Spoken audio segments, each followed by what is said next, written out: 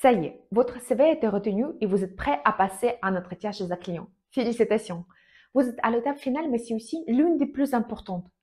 Après des années au freelance, j'ai eu l'occasion de passer de nombreux entretiens chez des clients. Grâce à des techniques que j'ai affinées au fil du temps, j'ai réussi à être retenu pour toutes les missions où j'ai postulé. Aujourd'hui, je partage avec vous 11 conseils pratiques pour vous aider à réussir vos entretiens et décrocher les missions qui vous tiennent à cœur.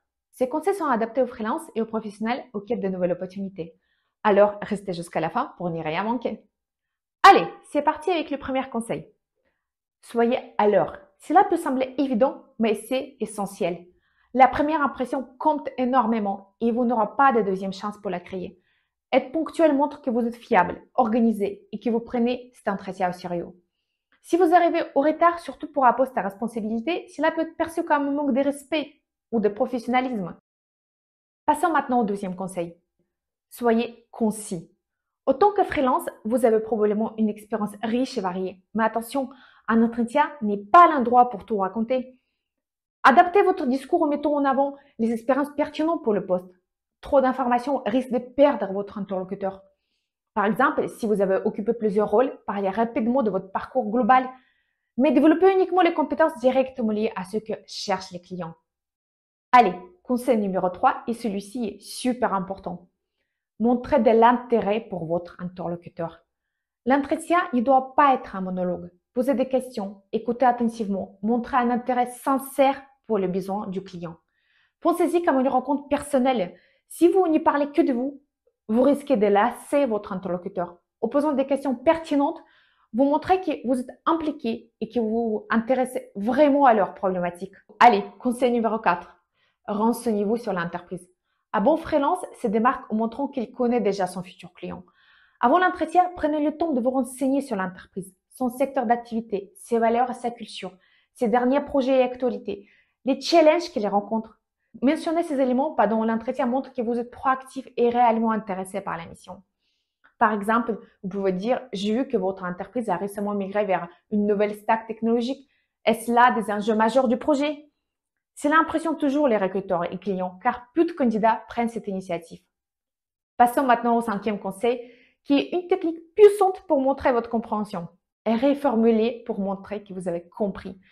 Une bonne façon de prouver que vous écoutez attentivement est de reformuler ce que le client vous explique.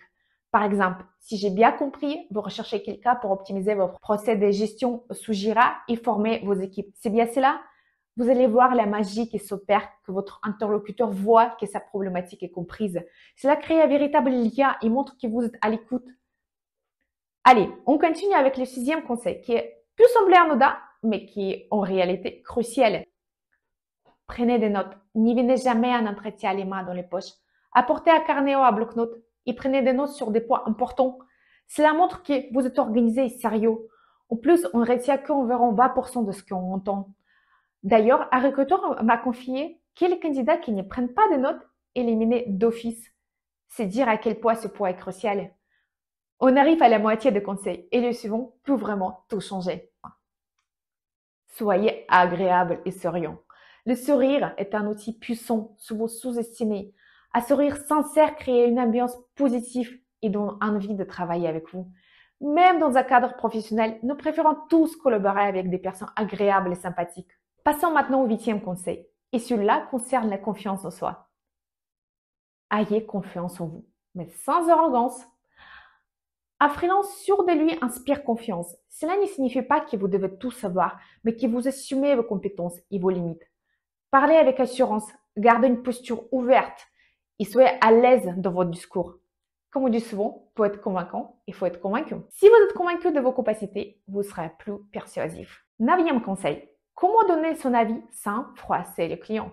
Donnez votre avis avec respect. Il est possible que certaines pratiques du client ne soient pas en accord avec vos expériences passées. Plutôt que de critiquer, donnez votre avis de manière constructive. Par exemple, c'est intéressant de voir que vous abordez les tests de cette manière. Dans mes expériences précédentes, j'ai souvent utilisé une autre méthode. Quels sont les retours que vous avez eus avec votre approche?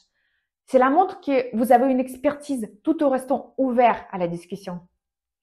Dixième conseil, et celui-là vous aidera à convaincre avec les preuves concrètes. Préparez-vous à parler chiffres. Les clients aiment savoir en quoi vous pouvez concrètement les aider. Exemple, j'ai réduit le temps de livraison des projets de 15% en optimisant les procès. J'ai formé une équipe de 10 personnes à utiliser Jira, ce qui a permis une meilleure collaboration.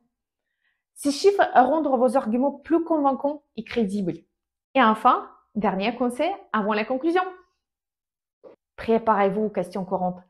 Entraînez-vous à répondre aux questions classiques comme qu'est-ce qui vous motive dans cette mission?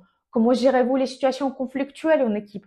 Quel a été votre plus grand défi dans un projet similaire? Préparer vos réponses vous évitera d'être pris au dépourvu et vous permettra de répondre avec fluidité.